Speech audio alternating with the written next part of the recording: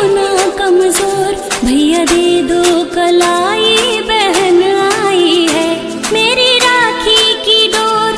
कभी होना कमजोर, भैया दे दो कलाई, बहन आई है मेरी राखी की डोर। कभी होना कमजोर, भैया दे दो कलाई, बहन आई है भैया दे दो कलाई, बहन आई है।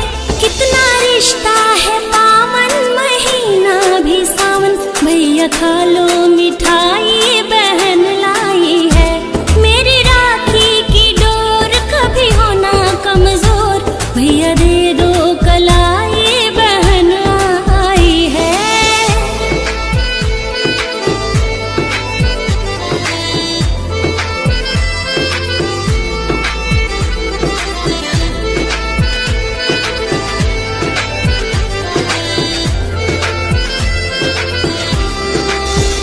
नाता भाई बहन जैसे धरती गगन, दोनों ऐसे खिले सच में एक ही चमन, दोनों ऐसे खिले सच में एक ही चमन।